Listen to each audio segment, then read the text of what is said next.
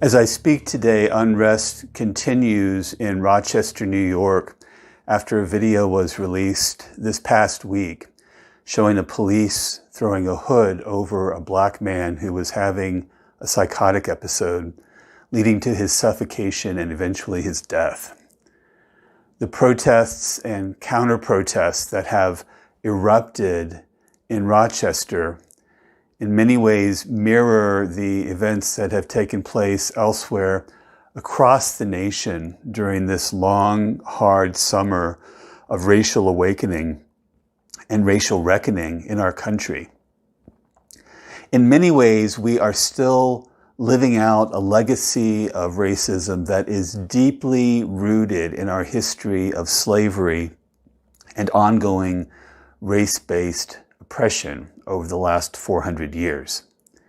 We are only just now starting to come to terms with this painful history and legacy, and only just now starting to organize in groups, large and small, to learn about what each of us can do to stop racist violence, especially racist police violence.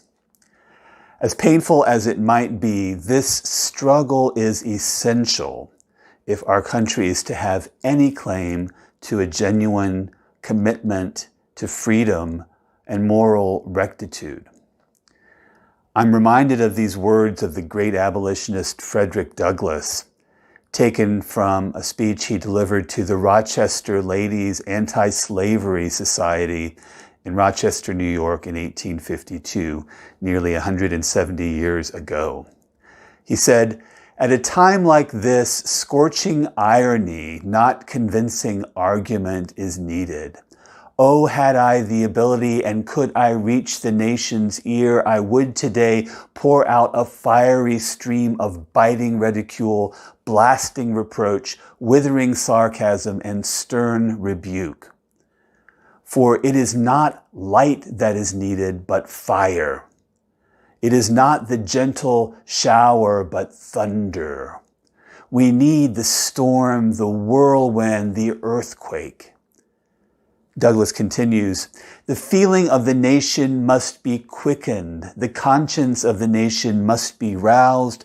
The propriety of the nation must be startled. The hypocrisy of the nation must be exposed, and its crimes against God and man must be proclaimed and denounced."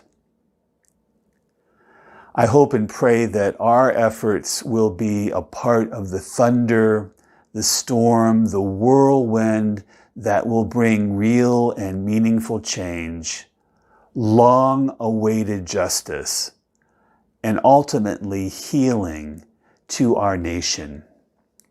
May it be so. Amen.